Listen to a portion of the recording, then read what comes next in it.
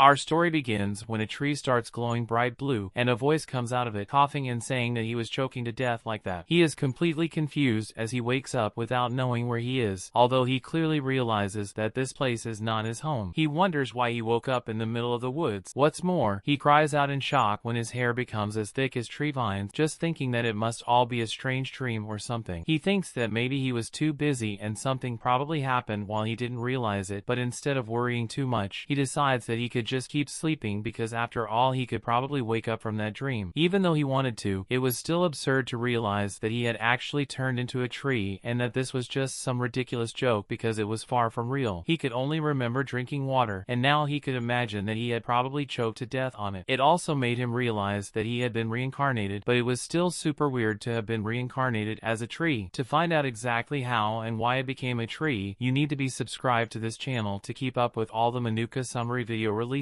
That said, let's move on. The protagonist thinks that usually, when people are reincarnated in another world, they are reborn as some good-looking guy with a predefined harem, but at this moment he didn't even have his 4 limbs. Without hands, he couldn't even lift weights. He wondered what he had done wrong, and it seemed that there was no way to change things now that he had become a tree, but then he realized that there was something wrong. After all, trees aren't supposed to have eyes, but he could still see his surroundings. He realized that the height of that canyon must have been over 100 meters, and now he could feel himself practically trapped between 2 mountains. He wondered if trees could even have sight, and never thought he could smell, or rather feel, the things around him like that. He had about 50 branches and could move another one, but it seemed that because he had stood still for too long, his legs had gone very numb, and now he couldn't control the other parts of his body as well as he could. Even so, he has become able to use his 5 senses better. He has heard a few howls from monsters so far and thinks that if they wanted to hurt him, he couldn't do anything to stop it. If even a ridiculous woodpecker is watching him and tries to do any damage to his body, he could certainly die easily. But he is surprised when he looks up at the sky and notices a plane passing by, which means that he should still be in the same century as he was born in his previous life. At the same time, 2 bees start circling the tree and irritate him because they are noisy and annoying, so he quickly launches an attack with his whip, killing them with a double kill. But not only does this surprise him, but when a sort of system window congratulates him on having killed 2 bees, he gets 0.2 evolution points. He was Yuziyu, having the body of a mutated willow tree with a lifespan of no more than 20 years and who had just gained his first evolution points. He had the abilities of mutant branches as well as passive abilities to gain sunlight every day to accumulate evolution points, and could also kill other creatures to gain evolution points based on the power of the creature he was targeting. Yuziyu is surprised that the name his tree was given was also the same as when he was still human, and the window asks if he would like to use his evolution points now. He considers how he got 0.1 points from killing a bee, and getting sunlight every day would only earn him the same score per day. It seemed that he could only improve his current branches, but in any case, getting stronger wasn't bad, and he wanted to see how he could handle things that way. Yuziyu was worried because there were threats on all sides within the forest, and he needed to use everything in his power to get stronger. He was surprised to see that his branches were really like his arms, which made him feel very relieved because now he didn't have to worry about anything else. There was a hive of bees nearby that made a lot of noise, and he wanted to get rid of them quickly, so he decided to make them his new evolution points. Yuziyu attacks the bees with a laugh, quite happy to cause such a slaughter of the insect, and so half a month passes. Since then, all of Yuziyu's branches had been strengthened, and he was now becoming much stronger, still having 0.3 evolution points left over since then. Yuziyu managed to unite all his branches at the same time so that he could attack a large stone as a very powerful super attack. Or that's what should have happened, but his branches still weren't able to touch the stone directly, but it was still enough to cause a bit of destruction. Using air movement from this to cause damage really didn't seem too bad a tactic, and he could let his enemies underestimate him from a distance and then kill them with one swift movement. It had been half a month since he had awakened, but now he was much bigger and was able to evolve a lot. A normal tree wouldn't have grown as quickly as he did, and what's more, he was now able to feel his roots absorbing energy. Yuziyu had been afraid that he wouldn't be able to do anything, but he knew that he could get even stronger from now on, especially because he was able to absorb more quickly than other creatures, and he had something that other people don't have, and that was its lifespan, because it couldn't get sick or tired, and being 20 years old at the moment, with the evolution points, it could keep growing, and one day it could become something as impressive as the world tree. Yuziyu no longer needed to worry about working, studying, eating, or thinking about anything now that he had been reincarnated as a tree, and he certainly didn't need to worry about anything. He could start on his unique path to becoming God, which was incredible. Suddenly, Suddenly, he heard some bird calls and thought about how a few days ago, when he broke off a branch that was blocking the sunlight, a new bird's nest had appeared in his own tree. It seemed to be a medium-sized peregrine falcon and a ferocious beast. The size of an adult peregrine falcon was around 41 to 50 centimeters, with a wingspan of around 1 meter. It was a bird that could fly from 271 to 360 kilometers per hour, which was impressive considering that a leopard could only have a speed of 120 kilometers per hour. It was so fast